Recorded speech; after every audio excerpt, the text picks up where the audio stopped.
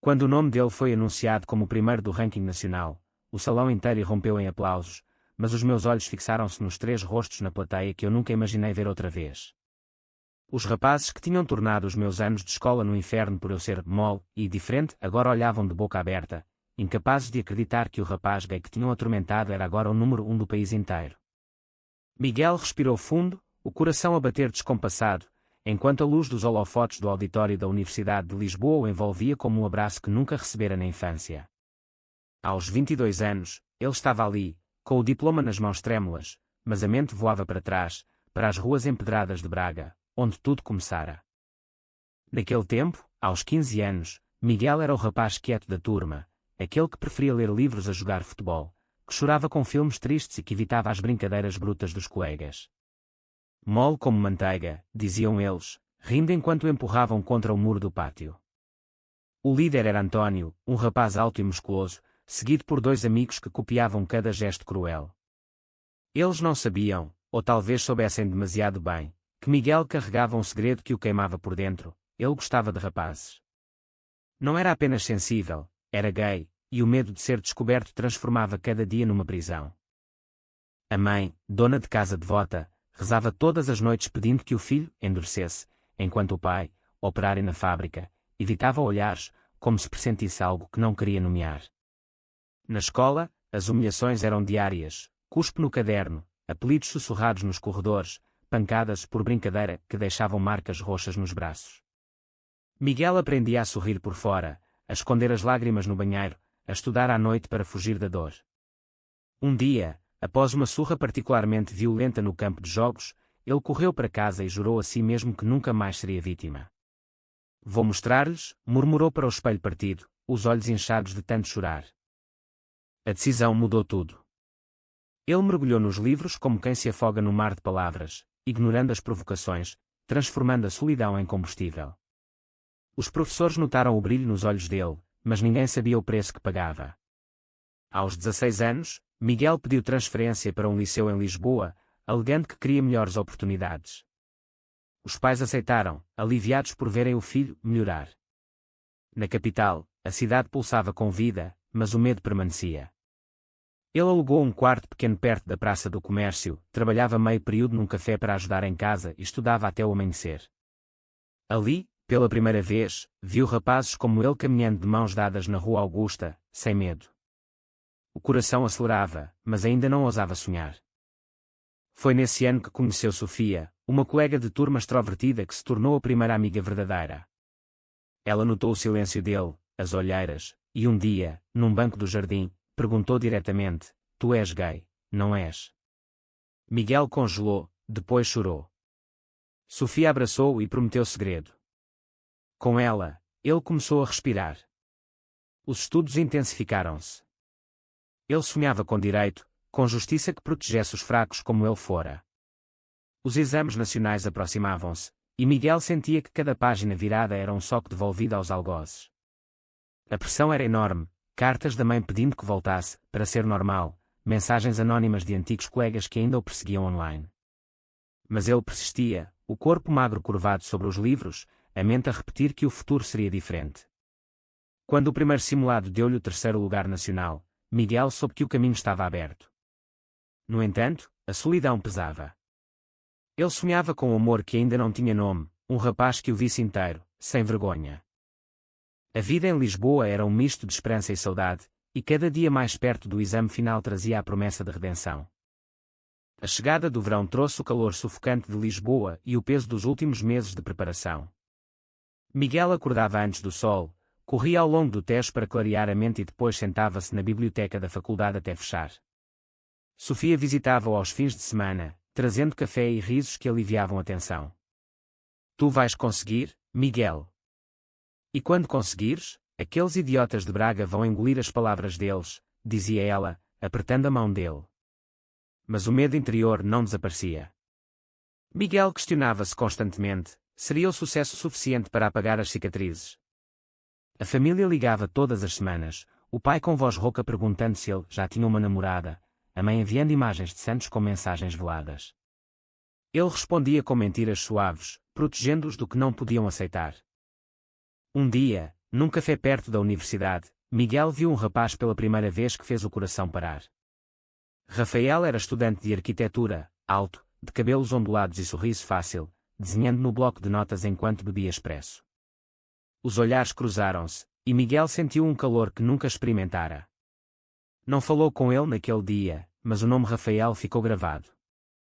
As semanas seguintes foram de estudo feroz misturado com sonhos acordados. Ele imaginava conversas, toques leves, um futuro onde não precisava esconder. Os exames nacionais aproximavam-se como uma tempestade.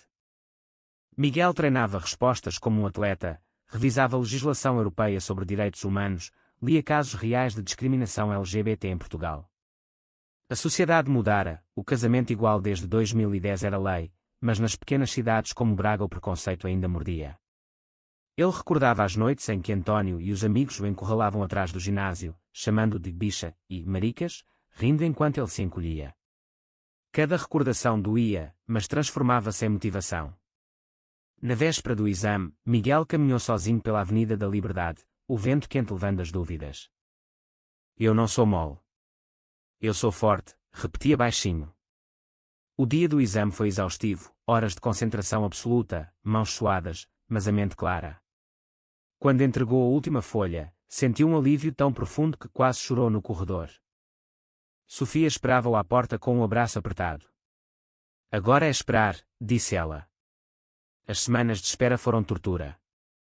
Miguel voltou ao café onde vira Rafael, mas ele não estava. Em vez disso, encontrou um bilhete anónimo na caixa de correio. Ainda és o mesmo molde de sempre. O passado não o largava. A família veio visitar, o pai orgulhoso mas distante, a mãe com olhares interrogadores. Miguel quase confessou tudo durante o jantar, mas engoliu as palavras com o vinho. A pressão social era real, vizinhos perguntavam sobre a noiva, amigos de infância mandavam mensagens irónicas. Ele refugiava-se nos estudos de direito, sonhando com uma carreira que defendesse outros como ele. Rafael reapareceu por acaso numa exposição de arte na Gulbenkian. Conversaram sobre desenhos e cidades, e Miguel sentiu pela primeira vez que alguém o via sem julgamento. O toque acidental das mãos ao despedir-se foi elétrico. Podemos tomar um café? Perguntou Rafael. Miguel aceitou, o coração acelerado. Aquela noite marcou o início de algo tímido e bonito, caminhadas à beira-rio, conversas profundas sobre identidade, risos que curavam. Rafael, assumidamente gay e confiante, tornou-se o apoio que Miguel precisava. Juntos, enfrentavam olhares na rua, mas em Lisboa o mundo parecia mais generoso. Os resultados saíram online à meia-noite. Miguel, com Rafael ao lado, abriu o site e viu o nome no topo, primeiro lugar nacional. Lágrimas rolaram. O telefone tocou, era a mãe, orgulhosa mas confusa. O pai murmurou um parabéns seco. Sofia gritou de alegria. Mas no fundo, Miguel sabia que o verdadeiro teste viria no dia da cerimónia. A cerimónia de premiação aproximava-se como um sonho e um pesadelo ao mesmo tempo. Miguel preparava o discurso, palavras que carregavam anos de silêncio. Rafael ajudava-o a escolher a roupa, um fato elegante que realçava a sua figura agora confiante. Tu mereces isto, Miguel. Não só o ranking, mas a paz, dizia ele, beijando-lhe a testa com ternura. O amor entre eles crescia devagar, feito de gestos pequenos, mãos dadas em segredo nos parques, noites a cozinhar juntos no apartamento pequeno, conversas até de madrugada sobre o futuro. Rafael contava as próprias lutas, a saída do armário aos 18, a rejeição inicial da família que depois se transformara em aceitação. Miguel invejava essa força, mas aprendia com ela. A família de Miguel chegou a Lisboa 2 dias antes. A mãe abraçou-o com lágrimas, o pai apertou-lhe o ombro com orgulho misturado com desconforto. Durante o jantar, a tensão pairava. E namorada, filho? Perguntou o pai. Miguel sentiu o peito apertar. Rafael, sentado ao lado, apertou-lhe a mão por baixo da mesa. Ainda não, mentiu Miguel, o coração a doer. Sofia juntou-se ao grupo, distraindo com histórias engraçadas. Mas à noite, sozinho com Rafael, Miguel desabafou. Tenho medo de os perder se souberem. Rafael abraçou-o. O amor verdadeiro não se perde, Miguel. Ele transforma-se. Os dias seguintes foram de ensaios e entrevistas. Jornalistas queriam a história do rapaz do norte que subiu ao topo. Miguel falava de esforço e sonhos, omitindo a dor. No entanto, as redes sociais fervilhavam. Antigos colegas de Braga postavam memes antigos, mas agora com tom de inveja. António, o principal algoz, enviou uma mensagem privada. Parabéns, mole. Não esperava. Miguel não respondeu, mas a mensagem queimou como ferro quente. A amizade com Sofia aprofundava-se. Ela, heterossexual e aliada feroz, organizava encontros com outros jovens LGBT da universidade, mostrando a Miguel uma comunidade que ele nunca imaginara. Ali, ele ouviu histórias semelhantes, rapazes de vilas pequenas que fugiram para Lisboa, raparigas que enfrentaram famílias religiosas. Cada conversa fortalecia-o. Rafael e Miguel passeavam pela Alfama, beijando-se discretamente nas ruelas estreitas. O amor deles era calmo, profundo, cheio de compreensão mútua. Miguel começava a escrever um diário, transformando a dor em palavras que talvez um dia virassem livro. A crise interna chegava aos picos, noites de insônia questionando se o sucesso apagaria o estigma. Eu sou gay e sou o melhor. Isso muda algo? Perguntava-se ao espelho. Rafael respondia com paciência, muda em ti. O resto virá. A família pressentia algo. A mãe encontrou uma foto de Rafael no telemóvel e perguntou, voz trêmula, quem é este rapaz tão bonito? Miguel desviou, mas o nó na garganta apertou. O dia da cerimónia amanheceu ensolarado. Miguel vestiu-se com cuidado, Rafael ao lado dando força. No carro a caminho do auditório, ele segurou a mão do namorado. Hoje eu não escondo mais. O palco brilhava, a plateia cheia de autoridades, famílias, estudantes. Quando Miguel subiu para receber o troféu, os aplausos foram ensurdecedores. E ali, na terceira fila, viu-os, António e os dois amigos, convidados como antigos alunos destacados. Os rostos deles eram máscaras de choque. Miguel olhou-os diretamente, o olhar firme pela primeira vez. O discurso veio natural, falou de resiliência, de sonhos, de um Portugal inclusivo. As palavras tocaram muitos, mas para os valentões, foram como lâminas. Depois, nos corredores, António aproximou-se, voz baixa, desculpa, Miguel. Eu não sabia. Miguel sorriu triste, sabias, sim. Mas eu perdoo. Agora sou livre. O momento foi libertador, mas o coração ainda carregava marcas. Rafael esperava-o com um abraço público, pela primeira vez sem medo. A família assistia, olhos arregalados. A noite seria longa. A recepção após a cerimónia transformou-se num turbilhão de emoções. Miguel, com o troféu pesado nas mãos, circulava entre convidados, respondendo a parabéns com sorrisos que escondiam o turbilhão interior. A mãe aproximou-se primeiro, lágrimas nos olhos, filho, estou tão orgulhosa. Mas aquele rapaz... Miguel respirou fundo e apresentou Rafael oficialmente, mãe, este é Rafael, o meu namorado. O silêncio que se seguiu foi ensurdecedor.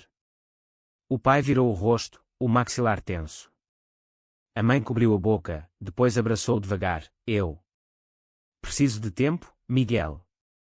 Mas tu és o meu filho. Foi um começo doloroso, mas honesto. Rafael ficou ao lado, calmo e respeitoso, oferecendo espaço. Sofia puxou a família para um canto, falando com gentileza sobre amor e aceitação. Aos poucos, a conversa fluía. O pai murmurou, eu cresci noutro tempo. Mas se ele te faz feliz... Miguel sentiu o peito aliviar pela primeira vez em anos. Os antigos algozes aproximaram-se em grupo, cabisbaixos. António estendeu a mão, tu venceste, Miguel. Nós fomos idiotas. O bullying. Foi cruel. Desculpa. Os outros assentiram, olhos baixos. Miguel apertou as mãos, não com raiva, mas com compaixão, obrigado. Agora sigam em frente, como eu. A redenção não apagou as cicatrizes, mas permitiu cicatrizar. Rafael e Miguel saíram para o terraço, o Tejo brilhando ao luar. Tu foste incrível hoje, sussurrou Rafael, puxando-o para um beijo suave. O amor deles era o porto seguro, conversas sobre planos futuros, viagem a Porto para apresentar Rafael à família de Miguel, sonhos de um apartamento juntos. Miguel começou a trabalhar como estagiário num escritório de advocacia especializado em direitos humanos, defendendo causas LGBT. Os dias eram cheios de significado. Em casa, à noite, ele e Rafael cozinhavam, riam de pequenas coisas, partilhavam silêncios confortáveis. A família evoluiu devagar, a mãe telefonava mais, perguntando por Rafael, o pai enviava mensagens curtas de apoio. Sofia organizou um jantar de amigos, misturando o antigo e o novo mundo de Miguel. Ali, ele percebeu que a identidade não era fraqueza, era força. No entanto, crises surgiam. Um antigo colega postou online uma foto antiga de bullying, tentando humilhar. Miguel respondeu com dignidade: o passado não me define. O presente sim. O apoio da comunidade online foi enorme. Rafael enfrentou a própria família em Coimbra, contando a história de Miguel para ganhar força. Juntos, eles viajaram para o Alentejo, caminhando por Campos Dourados, falando de futuro. Miguel começou a escrever o livro que sonhara, uma narrativa fictícia sobre um rapaz sensível que conquista o mundo. As palavras fluíam, curando. O relacionamento aprofundava-se em camadas, confiança total, apoio mútuo em momentos de dúvida. Uma noite, Rafael disse: eu amo-te, Miguel. Não por seres o número 1, mas por seres tu. Miguel chorou, abraçando-o. A sociedade em Lisboa abraçava-os, passeios de mão dada, cafés onde eram bem-vindos. Mas o interior de Portugal ainda sussurrava preconceitos. Miguel usava o sucesso para inspirar, palestras em escolas sobre bullying e identidade. Cada conversa era um passo contra o que ele vivera. A família reconciliava-se aos poucos. O pai convidou Rafael para o Natal em Braga, gesto pequeno mas gigante. A mãe cozinhou pratos especiais, aceitando devagar. Miguel sentiu que o círculo se fechava. No escritório, ele ganhou o primeiro caso importante, defesa de um jovem gay discriminado no emprego. A vitória foi pessoal. Rafael celebrava com vinho e abraços longos. A vida ganhava cor, viagens a Sintra, fins de semana na praia, planos de casamento um dia. Mas Miguel sabia que o caminho não terminava. O sucesso era o começo. Os meses seguintes trouxeram estabilidade e novos desafios. Miguel e Rafael mudaram para um apartamento maior perto do Parque Eduardo VII, com vista para a cidade que os acolhera. O livro de Miguel avançava, páginas cheias de emoções cruas transformadas em ficção.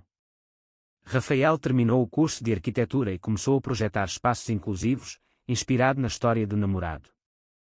Juntos, eles construíam uma vida de parceria verdadeira, apoio nos dias maus, celebrações nós bons, silêncios que falavam mais que palavras. A família de Miguel evoluiu completamente. O pai, num jantar em Braga, pediu desculpas formalmente: eu errei, filho. Tu és forte tal como és. A mãe abraçou Rafael como um filho. O passado de bullying tornou-se conversa aberta, não mais segredo doloroso. António, agora pai de família, encontrou Miguel numa rua de Lisboa e conversaram longamente. Tu ensinaste-me o que é humildade, disse ele. Miguel respondeu: e tu ensinaste-me resiliência. O encontro fechou um ciclo. No trabalho, Miguel subiu na carreira, defendendo leis contra a discriminação. Uma palestra na Escola Antiga de Braga foi o ponto alto. Ele falou para os mesmos corredores, agora com voz firme, inspirando alunos que se identificavam. Sofia casou-se, mas permaneceu amiga inabalável, madrinha de todas as conquistas. Rafael propôs casamento numa viagem a Faro, joelho no chão ao pôr do sol: queres ser meu marido para sempre? Miguel aceitou entre lágrimas de alegria. O casamento planeado para o ano seguinte simbolizava tudo. No entanto, a pergunta interior permanecia: o sucesso curara tudo? Miguel ainda acordava algumas noites com pesadelos de pancadas antigas, mas Rafael estava lá para acalmar. O amor deles era o verdadeiro triunfo, paciente, profundo, humano. A sociedade portuguesa mudava, mas Miguel usava a plataforma para ajudar outros, fundou um grupo de apoio para jovens LGBT do interior. Cada história ouvida reforçava a sua. No final de um dia comum, sentado no sofá com Rafael, Miguel refletiu sobre a jornada, do rapaz mole e assustado ao homem no topo, amado e livre. O troféu ainda brilhava na estante, mas o verdadeiro prémio era a paz interior. A vida continuava, com altos e baixos, mas agora com força para enfrentar tudo. Você acredita que o sucesso nacional pode realmente curar todas as feridas causadas pelo preconceito e pelo bullying, ou as cicatrizes permanecem para sempre? Verdadeiro ou falso?